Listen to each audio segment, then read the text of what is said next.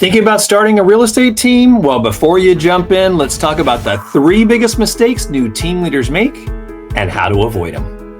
After coaching and consulting with hundreds of agents and team leaders, we've seen what works and what doesn't.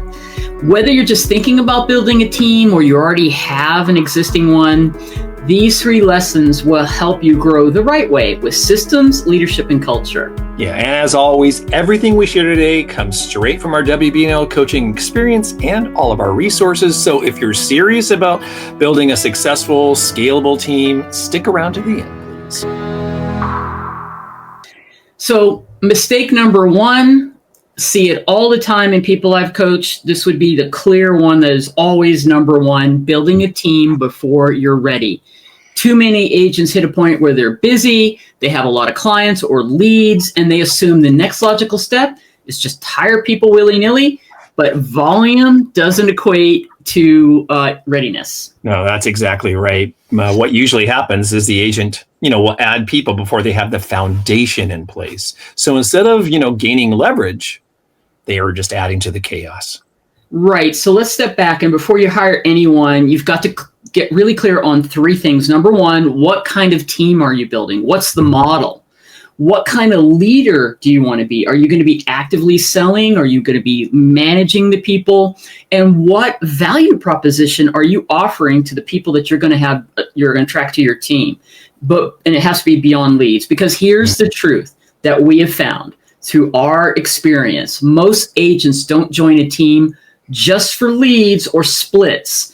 They join for leadership, culture, coaching, and support, period, full stop. Yeah, that's right. And if those elements aren't defined yet, people will not stay. You need clarity, systems, and structure first. That means your CRM, your lead management process, client experience, and communication systems should all be ready and up and running smoothly before you start adding people to your roster. Exactly. And that's where your team operations manual comes in. Think of it as your playbook, your blueprint, your guide for how your specific business runs. It's your SOP, your standard operating procedures for every phase of the business, how you handle leads, listings, marketing, transactions, onboarding and offboarding agents, and all your follow-up systems. Right. Yeah, because it's exactly what allows you to deliver a consistent professional experience, no matter who's working the deal. So the takeaway on mistake number 1 here is simple. Slow down to scale up. Build your systems before you build your team. Yeah, that's right. So here's the second big mistake we see all the time, and it's waiting too long to hire your admin support.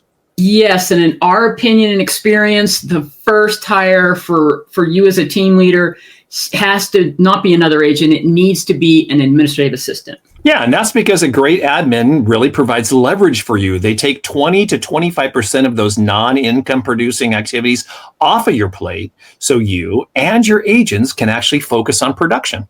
And with the right admin, it is the backbone of your entire operations. They can handle coordination, marketing, systems, communication, freeing you up to do the most important things: leading, coaching, and generating business. Yeah, because without that support, most team leaders stay stuck in that they're the chief of everything officer role and running every detail, responding to every message, and then ultimately kind of burning out. Spot on, Matt. And this is the shift from being a top producing agent, the rainmaker, to becoming a true leader. You have to stop doing it all yourself and start empowering and delegating to others. Yeah, so don't hire for relief, hire for leverage. When you bring on the right admin early, you're building the capacity for your business, that what it needs actually to grow sustainably. And that brings us to mistake number 3, which might be the most expensive one: recruiting to fill seats instead of matching your culture. Yeah, and this one really hits hard because many new team leaders focus on numbers. And I get that. That's a natural thing to be doing. They think more agents automatically means more success. But if you bring in the wrong people, it can actually set you back. The wrong fit really drains your time, energy, and focus. And that ripple effect spreads quickly across your entire team. Yeah, and that's why your first priority should be culture, not just production. Get clear on your team's core values, your vision, and all of your non-negotiables. Because you want to recruit people who align with your mission, okay, who bring the same level of integrity, collaboration, work ethic, and whatever else your guiding principles are that defines you and your team. So here's a tip for you, create a little ideal team member profile. You can just jot it down. It could be on a little, index card or, someplace that you can actually use, something you can use, in your interviews. Outline traits, skills, values that align with your culture, and use that profile in every interview and recruiting conversation that you have. You'll be consistent that way. And remember, hire slow, fire fast. It's better to take your time finding the right person for the right seat on the bus, as Jim Collins talks about in Level 5 leadership, rather than rush and bring just anybody on who and ultimately is not aligned with you. That's right, because culture is everything, and we love culture here at WBNL Coaching. It's what keeps people engaged, it keeps them accountable, and what it really ends up doing is keeping them performing at their very best. So let's recap, Matt. Here are the 3 top mistakes new team leaders make. 1, building a team before you're ready. Number 2, waiting too long to hire a great administrative assistant. And 3, recruiting for numbers instead of culture. Right. Because if you focus on building systems, leadership, and culture first, you'll create a team that not only is productive, but it's also sustainable. And remember, success in real estate isn't about growing fast. It's about growing right.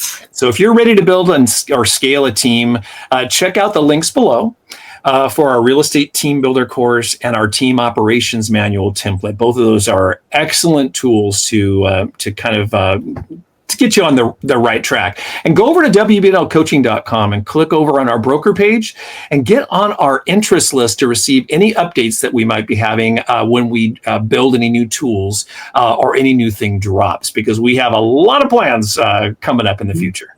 Absolutely. And one of those is going to be a blueprint for a real estate team operations manual. It's in the works, and you will want to be the first to know and get that introductory pricing. All the resources we have at WBNL Coaching are designed to help you with your business systems, strengthen your leadership, and build a team that thrives. Right. So until next time, remember to align, connect, and prosper. We'll see you in the next video.